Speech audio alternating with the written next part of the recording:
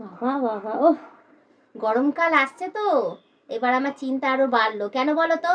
কারণ তোমরা তো আর রোদে বেশি বেরো না, বেশি বেরোতে লাগে রোদে আমাকে। কেন বলো তো? সেটাও জানিয়ে দিচ্ছি। কারণ রোজই আমার কাঁচা ধোয়া থাকেই, তোমরা জানো। আর সেই কাপড় চোপড় কেচে তারপর আমাকে সেই ছাদেই আসে মেলতে, ছাদেই আমি আসি। আর সেই যে পাটা রাখি না গো, তোমাদের কি বলবো আমি আর। পা রাখতে পারি না আমি ছাদের ওপরে। আর চটিও নেই যে চটি পরে আমি আসবো, আর নিচের চটি ছাদের ওপর নিয়ে আসবো, তাহলে তো আমার আর রক্ষে নেই। তো যাই হোক, এই খালি পায়ে পায়ে আসবো, এসে আমার জামা কাপড় যাবতীয় যা যা রোজের কাচবো সব মেলে দিয়ে যাবো। এই গরমকালে যা কষ্ট হয় না আমার, তোমাদের আমি কি বলবো। যার জন্য না আমার না গরমকাল আসতে বলে চিন্তাও হয়ে গেছে যে আমি কি করব। তো যাই হোক, আমি এতক্ষণ ছাদেই ছিলাম।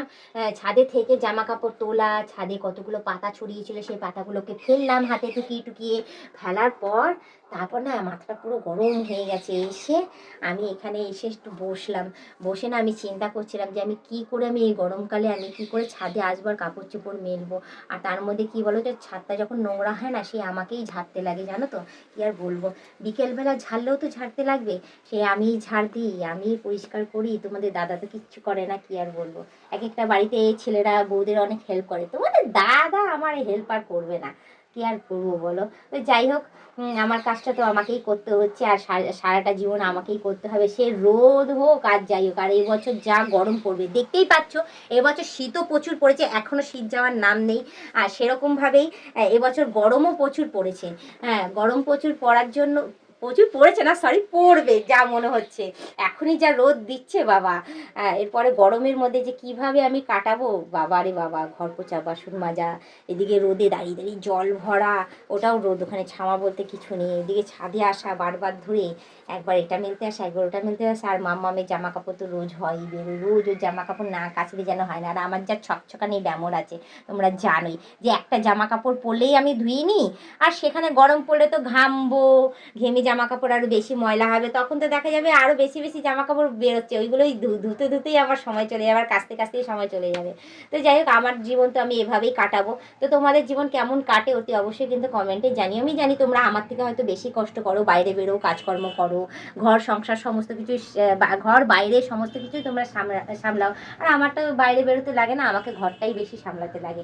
বাইরের কাজ তো তোমার দাদাই বেশিরভাগটা করে নেয়। তো যাই হোক, ওই দিক দিয়ে আমি রিল্যাক্স আছি। কিন্তু কি তাও বলবো যে হ্যাঁ, ঘরে থাকি তো কি আছে, কম কাজ থাকে নাকি, অনেক কাজ থাকে জানো। কি আর করবো বলো। একটু যদি কেউ করে দিতে পারতো না, খুব ভালো হতো আমার কাজগুলো, তাহলে আমি একটুখানি রিল্যাক্স, একটুখানি ঘুমাতে পারতাম, আরাম করতে পারতাম, ফ্যানের তলায় সবাই বসে থাকবে আর আমি রোদের মধ্যে দাঁড়িয়ে দাঁড়িয়ে আমি কাজকর্ম করব। একেই এই অবস্থা, স্কিন পুরো শীতকালেই অর্ধেক শুকিয়ে শেষ হয়ে গেল। দেখো না, শুকিয়ে শুকিয়ে কী অবস্থা, স্কিন মনে হয় যেন কুচকে কুচকে গেছে চামড়াগুলো।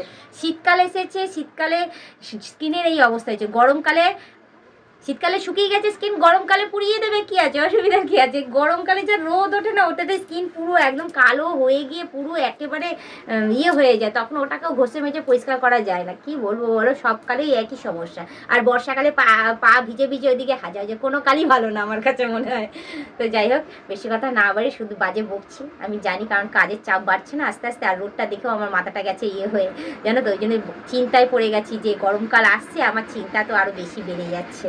তো যার জন্য আমি এসব আবল তাবল বলছি, কিছু মনে করো না, ঠিক আছে। তোমাদের বৌদি না, সত্যিই খুব চিন্তা হয়ে গেছে গো।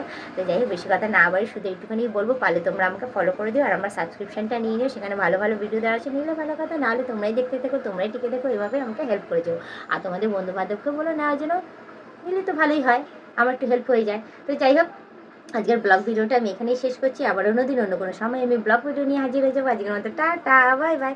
সুস্থ থেকে এভাবে আমাকে দেখতে থেকো, আমার পাশে থেকে আমাকে প্রচুর পরিমাণে সাপোর্ট করে এগিয়ে নিয়ে যাও।